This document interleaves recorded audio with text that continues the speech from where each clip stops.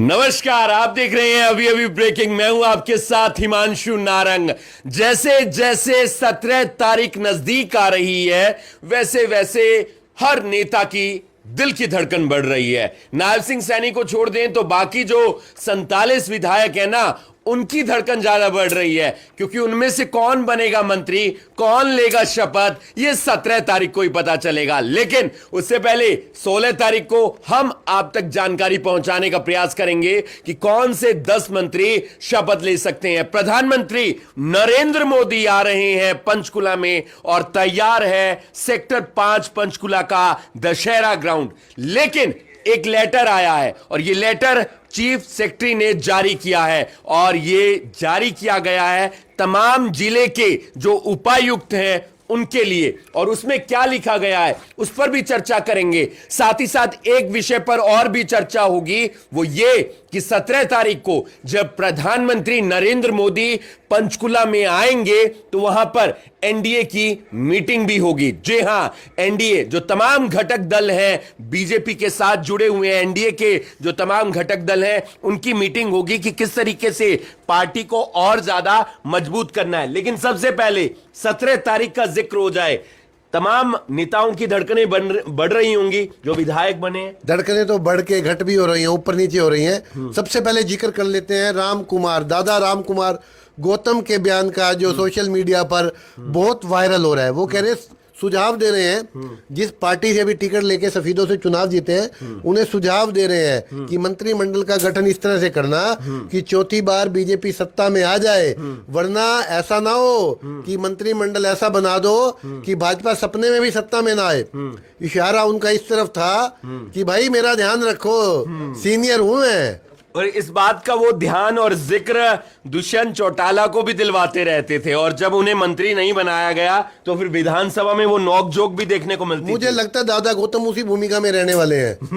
यानी कि मंत्री नहीं बन रहे हैं। मुझे नहीं लगता कि राम कुमार गौतम 80 साल के हो गए हैं, उन्हें कोई मंत्री बनाएगा। उनकी भाषा शैली ऐसी है, जिस तरह से वो वहां जाकर सफीदों में उन्होंने क्या कहा पता है आपको? आप बताएं। जब वो प्रचार कर रहे थे, उन्होंने कहा कि अगर मुझे वोट नहीं दोगे तो मैं तुम्हें श्राप दे दूंगा। ऐसा उन्होंने कहा? मैं श्राप दे दूंगा और तुम्हारी नस्लें नष्ट हो जाएंगी। ये ऐसा बयान तो एक विधायक को शोभा नहीं देता, नहीं। एक नेता को भी शोभा नहीं देता। विधायक तो तब वो बने ही नहीं थे। जिस पार्टी से वो चुन करके आए थे, उस पार्टी के तो दुष्यंत तोरी के तस्मे तो पहले दिन खोलने शुरू कर दिए थे उन्होंने। और देखिए, तमाम आप नेता आपस में नोकझोंक कर सकते हैं, लेकिन पब्लिक को आप ऐसा बोलेंगे, आपको जितवा रही है पब्लिक क्या भाजपा ने टिकट दिया, मनोहर लाल ने वायदा किया था कि तुम्हें चुनाव लड़वाएंगे, नारनौल से सफीदों जाके लड़वाया, टिकट तो दिया ना भाजपा ने। या टिकटों के लिए इतनी माथापच्ची थी और सरकार बन रही है, और अब आप ये बयान दे रहे हो कि ऐसे गठन होना चाहिए। आप प्रधानमंत्री को जाके कह सकते हो कि ऐसे गठन होना चाहिए। आप अमित शाह को जाके कह सकते हो, सोशल मीडिया पे कह सकते हो आप कि ऐसे गठन होना चाहिए, वैसे गठन होना चाहिए। जाके कहो ना वहां, वो दादा के भी दादा बैठे हैं वहां। दादा के भी दादा बैठे हैं। राम कुमार गौतम की क्या भूमिका रहेगी ये वक्त बताएगा, लेकिन उससे पहले ये जिक्र कर लेते हैं छोले पूरी का। साथ में साथ छोले पूरी भी हैं, चावल भी हैं, अचार भी है, पानी की बोतल भी है, आलू भी है, जीरे वाले। जी हाँ, जीरे वाले आलू हैं। इस बात का जिक्र क्यों हो रहा है गांधी जी, बता दीजिए। सारी चीजें बताओ, आधी चीजें छोड़ दिया आपने। चलो मैं पहले सारी चीजें बता देता हूं, फिर आप इस पूरे लेटर का जिक्र कर दीजिएगा। सबसे पहले है पूरी का, उसके बाद है आलू जीरे वाले, और उसके बाद है लड्डू का, दो लड्डू। जी हाँ, उसके बाद फ्रूटी, यानी कि आपको प्यास लगेगी तो आपके लिए फ्रूटी भी वहां पर रहेगी, वाटर बोतल भी रहेगी, आपके लिए चावल भी रहेंगे। अब ये बासमती रहेंगे या दूसरे रहेंगे ये बाद में पता चलेगा। ये डिप्टी कमिश्नर से पूछे जाके क्या? ये अभी नहीं, पूरी जानकारी बता देते हैं। व्हाइट छोले भी रहने वाले हैं, पेपर नैपकिन, यानी कि आपके मुंह पर अगर लग जाते हैं, मेरे जैसे कि तो दाढ़ी पर लग जाता है खाना खाने के बाद, तो वो साफ करने के लिए। इसके अलावा स्पून रहेंगे, चम्मच रहेंगे, और पिक्कल यानी कि अचार रहेगा। किसको भिजवाने हैं? आइटम कितनी होगी है? 10 आइटम, 10 लड्डू समेत 11 हो जाएंगे। 2 लड्डू है ना? हाँ 11 आइटम मिलेंगी। 10 आइटम 11 चीजें। हाँ एक 11 में मीठा हो गया। नहीं 10 में ही है वो। 9+2 लड्डू 2 है। 9+2 हो गया। हाँ। नहीं ऐसे तो पूड़ियां भी 4 होंगी। अच्छा चलो कोई ना, 10 आइटम है। ऐसे तो 10 आइटम है और 10 आइटम का इंतजाम करना पड़ेगा। ड्यूटी किसकी लगाई है पता है आपको? आप बता दें। डिप्टी कमिश्नर जो है पूरे हरियाणा में, उनकी ड्यूटी लगी है कि 45 लोगों की बस होगी और 45 लोग एवरेज बस में जाएंगे और हर बस में इन 45 लोगों के लिए ये जो आपने मेन्यू बताया है इसका इंतजाम करना पड़ेगा। सही है ये? क्यों नहीं है सही? बीजेपी का सरकार का जो है, बीजेपी का तो नहीं कहूँगा, बीजेपी की सरकार का गठन होने जा रहा है। नायब सिंह सैनी शपथ लेने जा रहे हैं। वैसे मैंने ऐसे कभी इस तरह से नहीं देखा कि चीफ सेक्रेटरी ने इस तरह से मेन्यू कार्ड भेजा। ये चीफ सेक्रेटरी हैं जो हरियाणा गवर्नमेंट के, उन्होंने ये आदेश वायरल हो रहा है और ये आदेश जारी किए हैं। हर डिप्टी कमिश्नर को ये आदेश जारी हुए हैं। मेन्यू मैंने आपको बता दिया और अगर आप भी उस शपथ ग्रहण समारोह में जाना चाहते हैं, किसी बस में बैठकर आप देखना चाहते हैं प्रधानमंत्री नरेंद्र मोदी को, या आप देखना चाहते हैं नायब सिंह सैनी को दूसरी बार मुख्यमंत्री बनते हुए, तो ये 10 चीजें आपको जरूर मिलेंगी, जिसमें पूरी भी होगी, आलू जीरा भी होगा, लड्डू भी होंगे, फ्रूटी भी होगी, पानी भी होगा, चावल भी होंगे, व्हाइट छोले भी होंगे, पेपर नैपकिन भी होगा, स्पून भी होगा, पिकल यानी कि अचार भी होगा। हिमांशु ये लेटर किस किस को भेजा गया नीचे अगर आप देख पाए तो?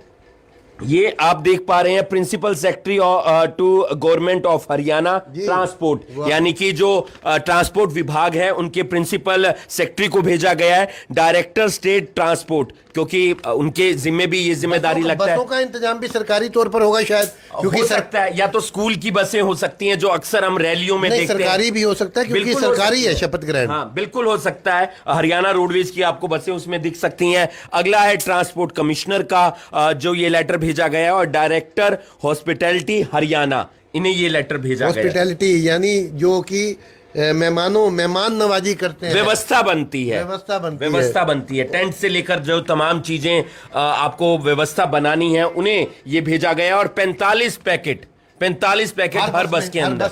हाँ हर बस में। यानी ये चॉइस नहीं है कि कोई 2 लेना चाहे तो। अब मैं तभी कह रहा हूं कि 5-6 फालतू रखवा दीजिएगा ताकि कोई लड़ाई झगड़ा ना हो वहां। नहीं लड़ाई झगड़ा तो नहीं होगा, लोग तो अपना सामान बांध के ही चलेंगे। लेकिन हर बार इस तरह का जो इंतजाम है ना रैलियों वगैरह में, वो तो बीजेपी खुद करती थी। हर पार्टी करती थी।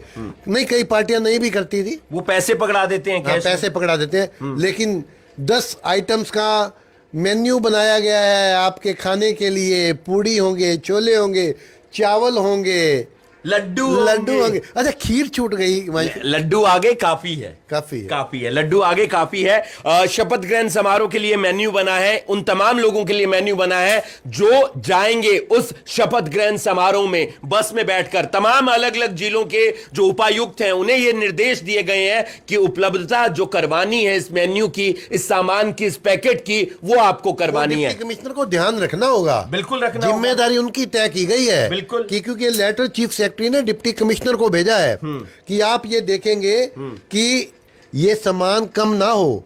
कोई कार्यकर्ता या जो मेहमान है, कहेंगे क्योंकि ये सभी लोगों के लिए कोई भी जा सकता है। तकरीबन 50,000 लोगों की वहां पर व्यवस्था की गई तो है। जो भी जा सकता है, वो जो जाना चाहेगा उनको ये पैकेट उपलब्ध होना चाहिए। ये ना हो कि बाद में आके कोई शिकायत करता रहे, नाराज हो जाए। हाँ। जैसे शादी में कौन नाराज होता है? ये डिप्टी शादी में कौन फूफा और जीजा जी। ये फूफा और ये आपके कहने का मतलब है जो ये शपथ ग्रहण में जा रहे हैं ये फूफा और जीजा थोड़ी जा रहे हैं। मैं ये नहीं कह रहा, मैं ये कह रहा हूं जैसे शादी में नाराज हो जाते हैं वैसे यहां पर कोई नाराज ना हो। कार्यकर्ताओं को ये लगे कि हमें जो है सरकार का निमंत्रण है, हम सरकारी मेहमान हैं, हम बीजेपी के मेहमान नहीं है, हम सरकारी मेहमान हैं। और डिप्टी कमिश्नर हमारा हॉस्पिटैलिटी का ध्यान रखेंगे और उनकी जिम्मेवारी लगी है कि आगे वो तहसीलदार की ड्यूटी लगा दे, डीएफएसओ की ड्यूटी लगा दे, किसी और देखना पड़ेगा, लेकिन देखना जरूर पड़ेगा, एसडीएम की ड्यूटी लगा दे।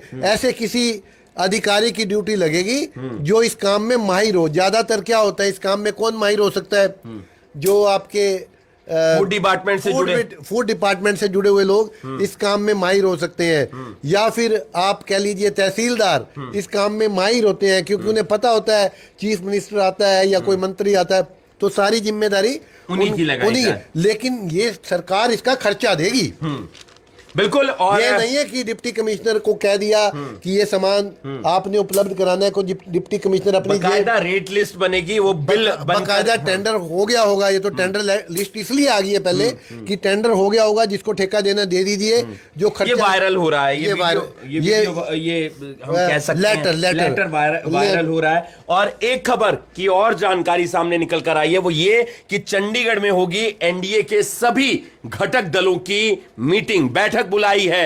एनडीए की बैठक होगी और यह बैठक 17 अक्टूबर को होगी। जी हां, 17 को ही शपथ ग्रहण समारोह है, उसके बाद एनडीए की बैठक है, बीजेपी की बैठक नहीं है। इसमें शपथ ग्रहण समारोह के बाद होटल ललित में एनडीए के घटक दलों की बैठक है, जिसमें चंद्रबाबू नायडू, नीतीश कुमार, चिराग पासवान समेत तमाम नेता मौजूद रहने वाले हैं। और बैठक के बाद एनडीए के सभी नेताओं का होटल ललित में दोपहर भोज, यानी कि दोपहर का ये रणनीति, ये एक तरह की रणनीति है, क्योंकि आज ही महाराष्ट्र और झारखंड के अलावा उत्तर प्रदेश की 10 सीटें हैं, वायनाड की सीट है, केदारनाथ में भी चुनाव है, वायनाड में भी चुनाव है, नांदेड़ में भी चुनाव है। जो बाई इलेक्शन होने हैं वहां पर बाई इलेक्शन होने हैं, या जो चुनाव होने हैं झारखंड में और आपके महाराष्ट्र में। करीब 47 ऐसी सीटें हैं गांधी जी जहां पर उपचुनाव होने हैं। देखिए, प्राइम मिनिस्टर उपलब्ध है चंडीगढ़ में, और जो चीफ मिनिस्टर हैं स्टेटों के वो तो आएंगे ही। तो बीजेपी को लगा इस मौके को बुनाना चाहिए, इस मौके का उपयोग करना चाहिए, क्योंकि अब प्रधानमंत्री फिर से व्यस्त हो जाएंगे चुनावी रैलियों में और स्ट्रेटजी बनाने में अमित शाह मशगूल हो जाएंगे। तो इसके बीच में एक ये दिखाने के लिए, एनडीए की एक एकता, ताकत दिखाने के लिए वो एक तरह से हम भाई यूनाइटेड हैं ये दिखाने के लिए बैठक हो रही है। तमाम उपचुनाव है, उस पर भी चर्चा करेंगे। और एक बात का जिक्र, और झारखंड में जो चुनाव हैं, बिहार से सटा हुआ इलाका है, यानी कि राज्य है, बिहार के बाद ही झारखंड बना है। तो झारखंड में ऐसे तमाम लोग रहते हैं और महाराष्ट्र में भी ऐसे तमाम लोग गए हैं बिहार से। तो जाहिर सी बात है नीतीश कुमार को भी कोई आदेश मिल सकता है। जी, नीतीश कुमार को निश्चित तौर पर वहां सीटें देनी पड़ेंगी वहां पर, क्योंकि जेडीयू के पहले वहां पर विधायक है, 3 से 4 विधायक है। झारखंड का आप जिक्र कर रहे हैं? जी, झारखंड का मैं जिक्र कर रहा हूं, तो वो सीटें उनको देनी पड़ेंगी। अब महाराष्ट्र से आएंगे एक नाथ शिंदे, वो भी आएंगे। इसके अलावा अजीत पवार भी आएंगे, डिप्टी सीएम है वहां के, देवेंद्र फडणवीस भी वहां पे आएंगे। तो वो भी एक स्ट्रेटजी हो सकती है कि क्या तैयारी है भाई, क्या तैयारी है भाई चुनाव की, क्या तैयारी है? बीजेपी बैठकों में शुरू हो चुकी है, बैठकें उनकी शुरू हो चुकी हैं। उन्होंने यहाँ तक तो लिस्टें भी सुना है बना ली हैं संभावित कैंडिडेटों की। उत्तर प्रदेश के मुख्यमंत्री योगी आदित्यनाथ आएंगे, एक फॉर्मल एक उनकी मीटिंग हो जाएगी, भोज हो जाएगा, और एक तरह से संदेश हो जाएगा कि हम यूनाइटेड हैं, हरियाणा पर और हम तैयार हैं। नहीं, वो हरियाणा को फोकस करेंगे। प्राइम मिनिस्टर जो है वो जब एक बैठक मंच पर भी फोकस कर सकते हैं। नहीं, मंच से बोलना मेरे को नहीं लगता, क्योंकि उसका एक प्रोटोकॉल होता है। वहां पर सिर्फ नायब सिंह, क्योंकि वो एक कोई जनसभा नहीं है हिमांशु, ये समझिए, वो शपथ ग्रहण समारोह है और प्रधानमंत्री वहां मंच से कुछ नहीं कहेंगे।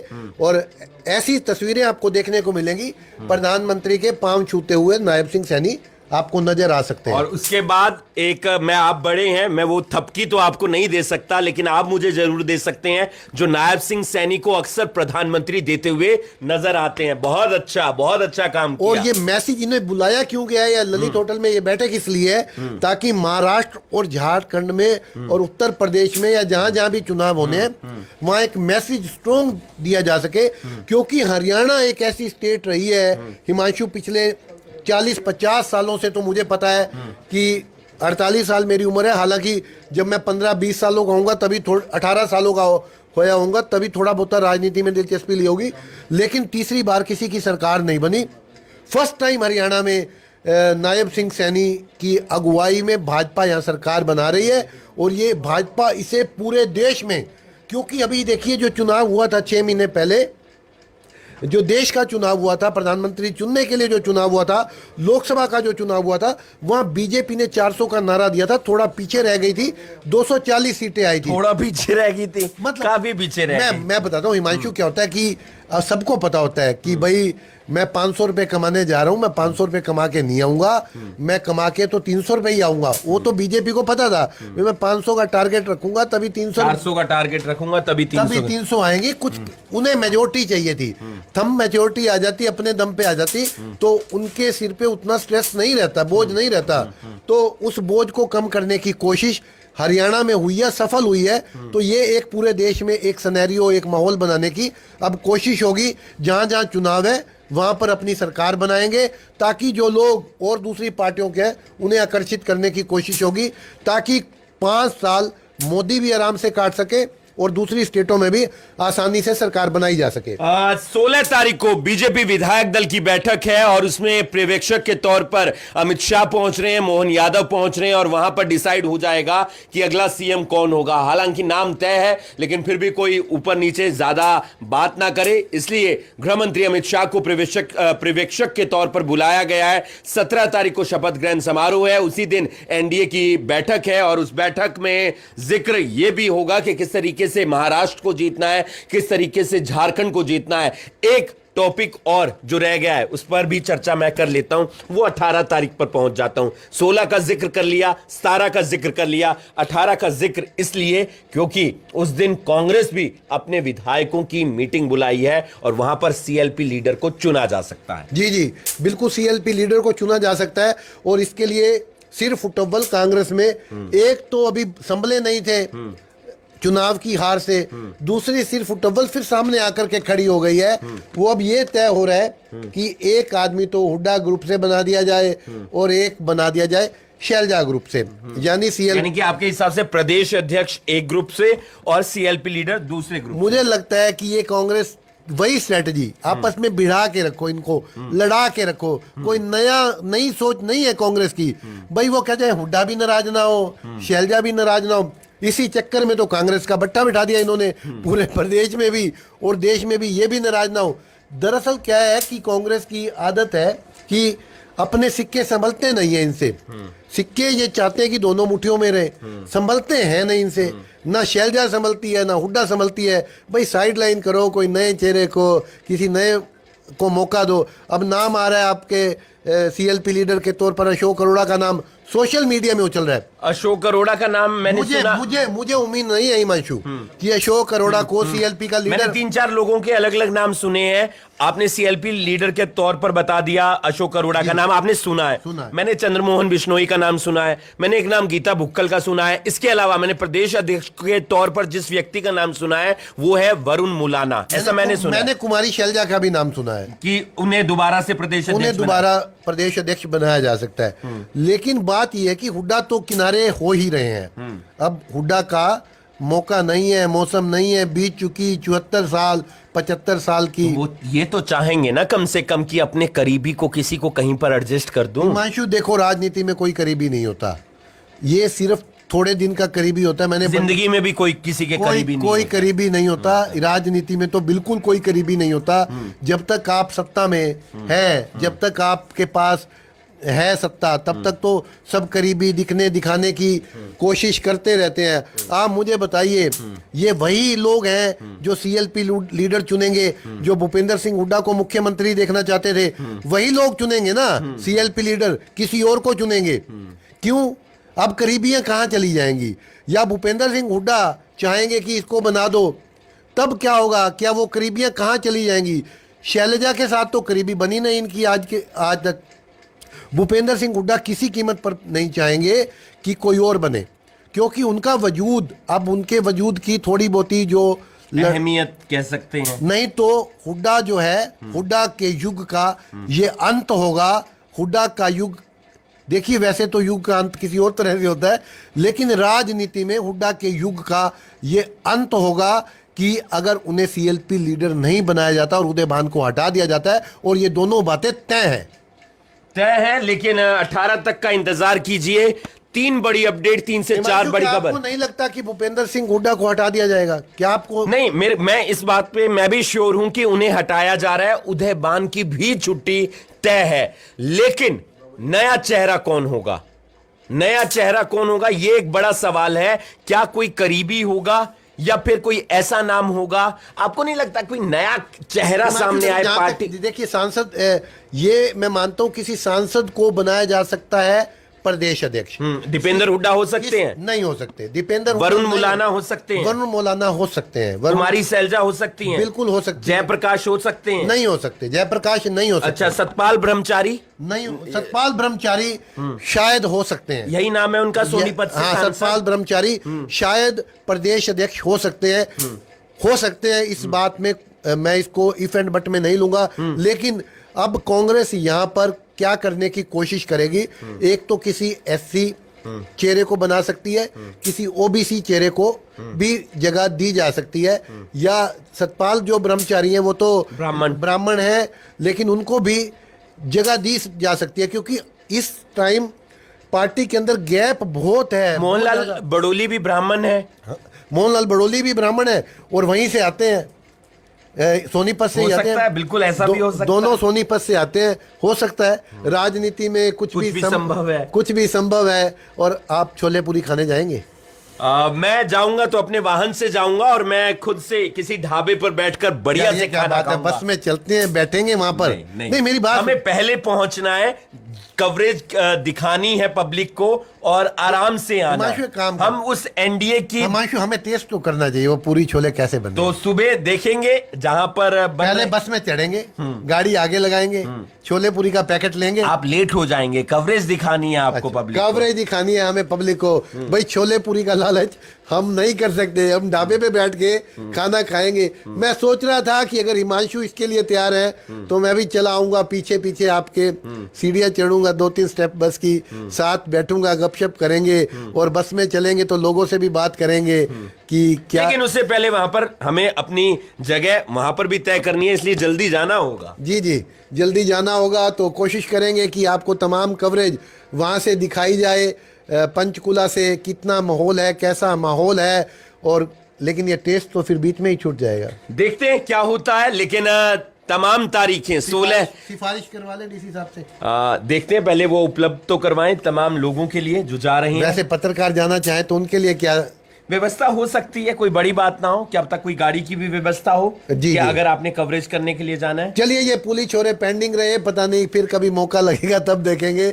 बीच में कहीं किसी और का शपथ ग्रहण समारोह ना हो जाए। महाराष्ट्र का आएगा, वहां चलेंगे, झारखंड का आएगा। मैं हिमांशु, इस बार दिल्ली की चुनाव कवरेज करनी है हमें। बिल्कुल बिल्कुल, तमाम अपडेट पूरे भारत की राजनीति के आप तक पहुंचाते रहते हैं। हर खबर पर आप प्यार देते हैं, भरोसा जताते हैं अभी अभी ब्रेकिंग पर, और इसलिए हमारा जो आत्मविश्वास है वो और ज्यादा बढ़ रहा है। हम आप तक हर खबर पहुंचाने का प्रयास कर रहे हैं, चाहे वो राजनीतिक की हो या फिर सामाजिक हो, क्राइम से जुड़ी हुई हो या आपके सरोकार से हो, महंगाई से जुड़ी हुई हो या फिर आपके जो घर के जरूरी सामान होते हैं उससे जुड़ी हुई हो। 16 तारीख विधायक दल की बैठक बीजेपी, 17 तारीख शपथ ग्रहण समारोह, 17 तारीख एनडीए की मीटिंग, 18 तारीख कांग्रेस की विधायक दल की बैठक। कल एक बड़ा अपडेट देंगे अपने दर्शकों को कि कौन कौन मंत्री बनने जा रहा है, कौन कौन शपथ लेने जा रहा है।